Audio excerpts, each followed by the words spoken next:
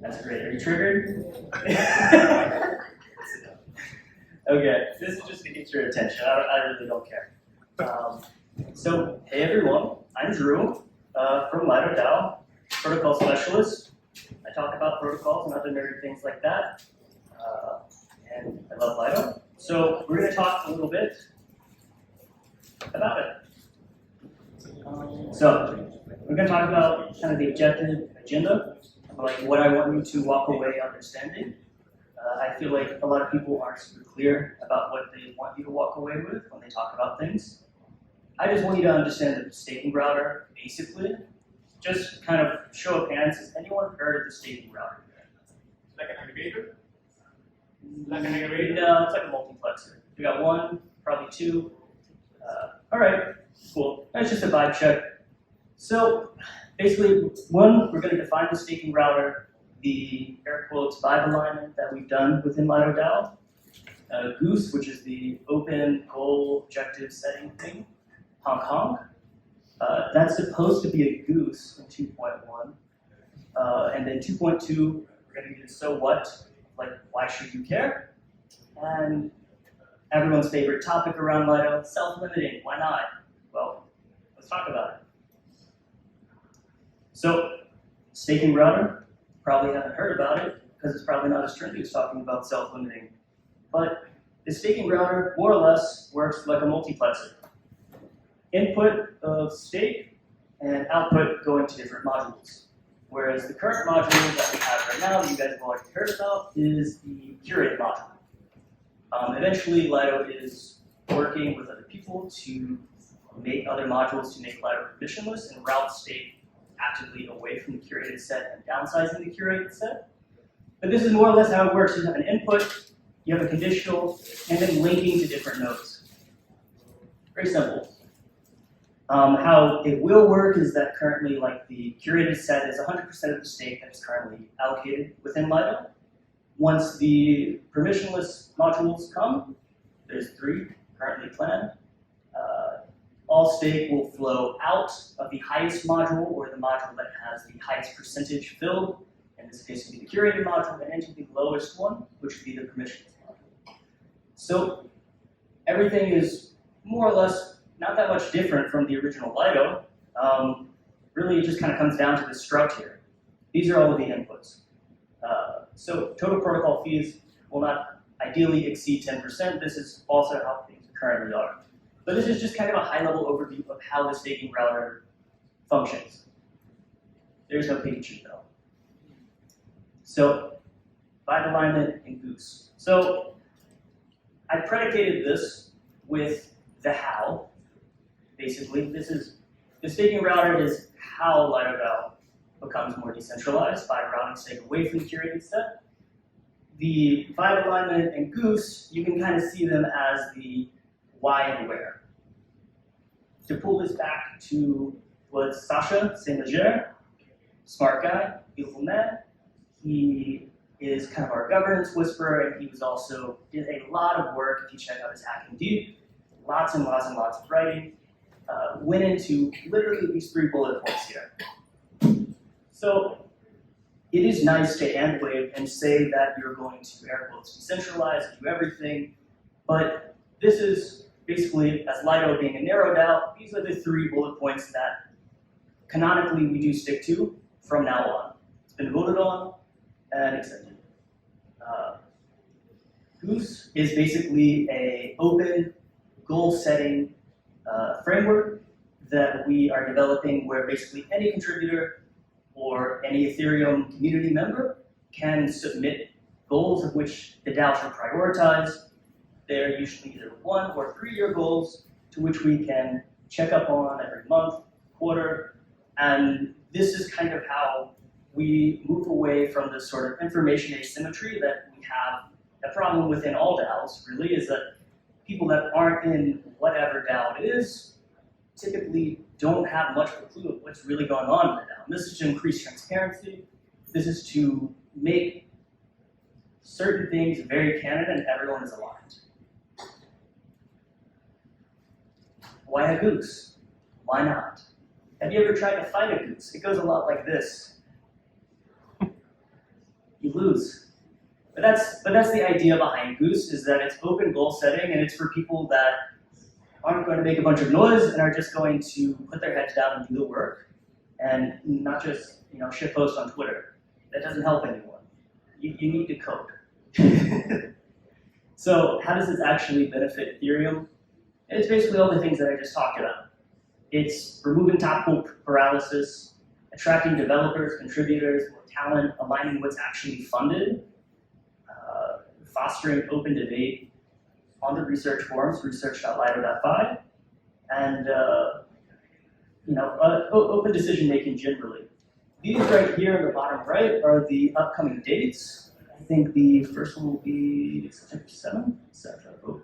Yeah, so you can go and come and get involved with the forums, research.lido.fi, and submit what you think would be a relevant goal for the DAO.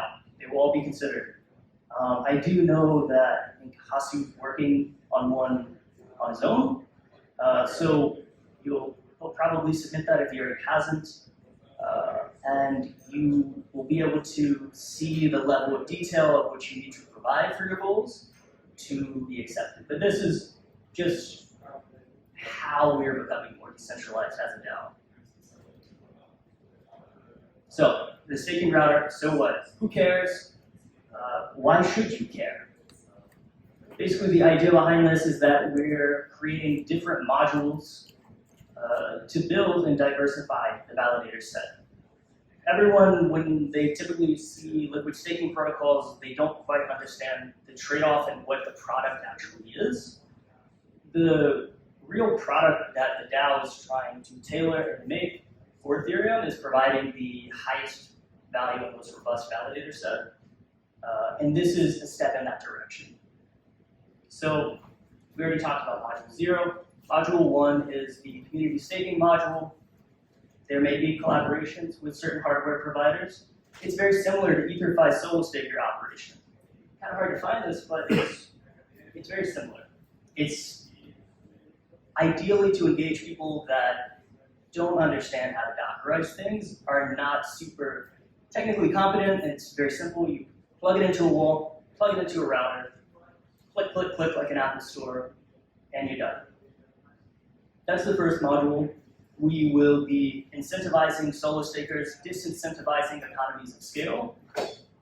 Initially, it will be soft capped. All modules will be soft capped at 0.5%, 1%. The DAO will move it up incrementally, and this is kind of how Lido integrates a bonding, could integrate a bonding model similar to Rocket Pool's possibly.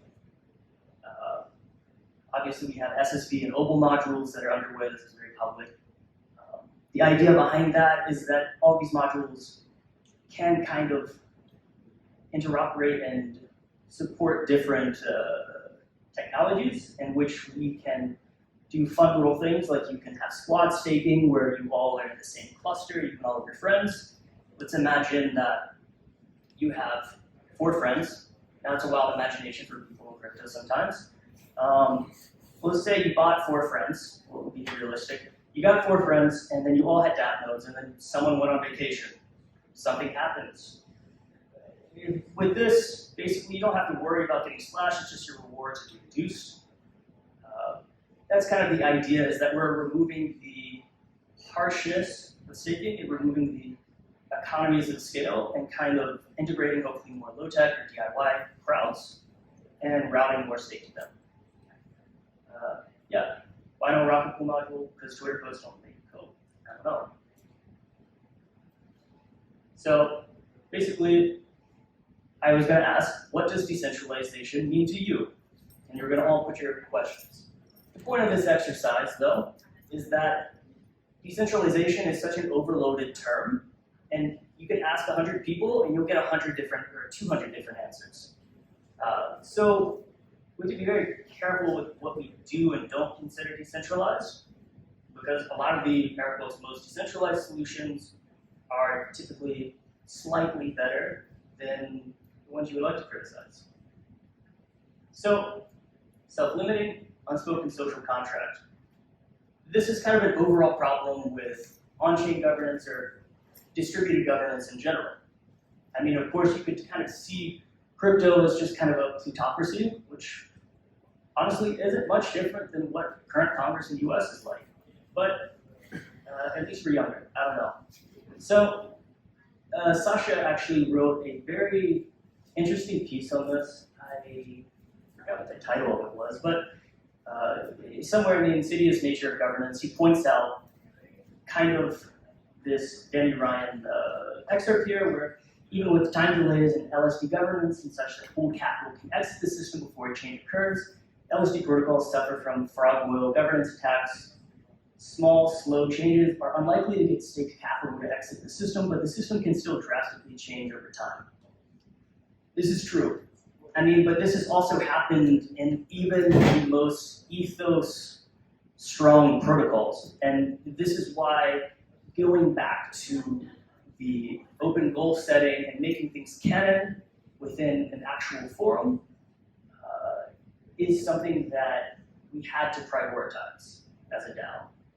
I mean, James Frestrich has a pretty interesting point here, is that in 2014, our goals and what we considered was the solution, what we were doing, has drastically changed from what actually happened. And I think we should recognize that, and recognize that basically there is a healthy balance between dreaming of some technical far-off land as, like, 1,024 shards each running a VM, to Ethereum essentially acting like a settlement layer only. But yeah, so this is the point where I was going to ask Q&As. All right, do we have any questions for Drew? Yeah. Ready? It's regarding staking, how do you call it? Router. Yeah, router. So, before I ask, it's not similar like a DEX aggregator where you use like a router to move the money and find the best price. It's not like a similar idea that you split No. liquidity in different operators, nodes. Sorta. So we're using this, you can consider on the left would be stakers here. We'll say ETH comes in, and then this would be operators here. Now, the interesting thing here is that you can't maximize for profitability, and certain metrics with decentralization is super hard to measure. So it's literally just these two bullet points here. It's just routing stake.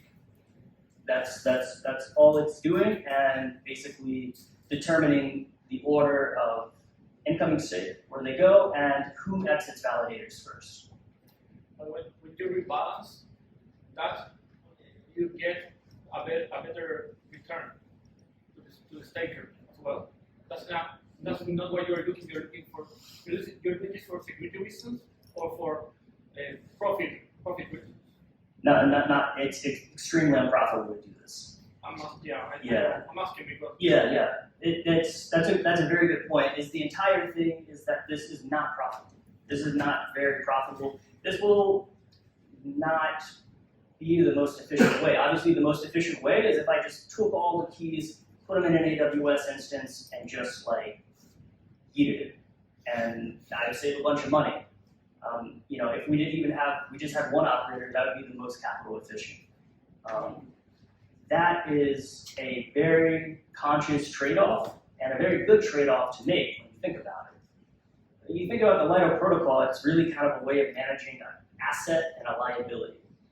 The asset, the product coming out, is staked ETH, and the liability is the validator set to which you provide to Ethereum. So basically the idea here is that we diversify the liability, and it makes the overall asset stronger.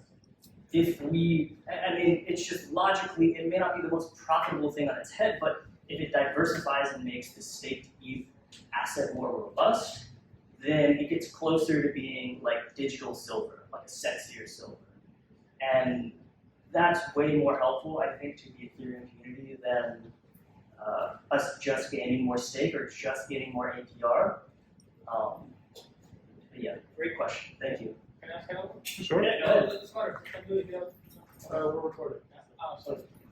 So the operators, the nodes are from Lido or are and third parties, and if it's for parties, do you audit them? How do you know who are them? Like on a data aggregator, you can know who is the DEX, and you can like kind of apply, do a compliance process. How do you do it with nodes? Yeah, that's a good point because it's really hard to determine sometimes is which node is which. I mean, civil resistance is kind of the name of the game, and weirdly, that's kind of like part of the reason why Ethereum's consensus is what it is partially a civil resistance mechanism. But this is like another layer on top of that. So I guess you could say that one, to answer the first question, is that these will not be Lido operators. They will not be necessarily, the only level of curation is the very, very first wave. We have an open DOT SSB trials. Anyone can join on the Discord. You can join, and I think we have a couple hundred operators that have kind of proven that they're real. They can engage. They can, read a Discord announcement and be really good. Those will probably be the people that are like prioritized to start up the module. But the idea is that none of the people are within Lido DAO. They're completely different entities. They're completely permissionless. And that's how we want it. Because logically, like going back to what I said with the asset and liability thing, it's in our best interest to route as much stake away from the curated set. And this is a very active way of doing it, and we can kind of stepwise increment our way there, instead of just saying self-limiting and then like what happens, I don't know. I'm not sure that's the best approach. Another question. Yeah, if you If can somebody questions, wants to though, ask it. we can just talk. Okay, See you so later. So what did you decide in the first to allow another operators to be in the same network that you are building, and not build your own nodes, and control all the flaws that could cause. I don't know if you already had any issues with some operators and lose money. How do you secure that? How do you repay to the stakers? So it's not more easy. You control the nodes, the operators. Like you are the operator. I'm not sure I understood the last part, but so could you repeat the last part again? Yeah, it's not safer that Lido is the operator and not like rely in third party that can Yeah. have a flaw. It's exactly, yeah, you're right. It's much safer if the people that I knew or the friends that I bought or whatever ran the nodes because I have some sort of insurance. But the entire idea is that it should be people that we don't know. Now we have a couple of ways of incentivizing this sort of interaction. I can't speak too much on the details because they're a little bit, we've run a lot of model analysis on what the minimum stake is and the minimum amount of bond. But the idea is roughly a bond that would cover any sort of slashing risk. Of course, the deeper, harder thing is how do we track meta stealing? That's the opportunity. There's a chance that 8 ETH hits them, they just exit, and it's twice your bond. What can you do about that? It's very hard. But we don't want to, a smoothing pool isn't necessarily much more satisfying. Kind of feels like socialism. So yeah, there's a couple of ways that we can kind of guarantee quality. So Hong Kong, yeah. So the entire idea with why we started with a permissionless community staking module is that we can have certain design guarantees. If I know you're on a DApp node, or I know you're on a Nevada, I can understand how many validators you can hold and run on that. Also, the level of quality of your computer would be on premises, and it would be basically completely under your control. But that's the first part, is basically understanding the not just incentivizing people to go with the cloud, but also with home staking. Because this is another element that a lot of people don't realize, is that increasing resilience is not just adding operators. Like 70% of validation in crypto, this is okay, I'm gonna tell you all, Santa's not real. Because the majority of all staking that is done across all networks, Cosmos, Algorand, Cardano, is in the cloud. And that's a problem. That's a centralization risk that is huge. And so module number 1 is incentivizing home stakers. That's key, getting out of cloud. And then, well, obviously there's a lot of design guarantees that we can have by understanding what machine that they're also using. And also, DAO and Auto make things very simple, right? If you guys have used those. And then obviously module 2 and 3 is SSV and OBL, because of, like I explained, kind of squad staking. It removes a lot of slashing risk. It kind of keeps things at a certain bound. And then when you add a bond on top of this, it makes the chance very negligible. And if someone did like med stealing or something in a scenario like this, it wouldn't be protocol breaking, it would suck. But this is, it's really hard to kind of hold this all in your head, because it is kind of like a multiplexer, and it's a lot of different engineering constraints that we put on these modules. But this is realistically, I think, kind of the only ways that we can move forward. Self-limiting is kind of pie in the sky. We're not sure what happens. The central exchanges definitely aren't going to self-limit. So I think this is the most pragmatic approach. Any more questions for Drew? All right, let's give another round of applause. Thank you very much. Thank you.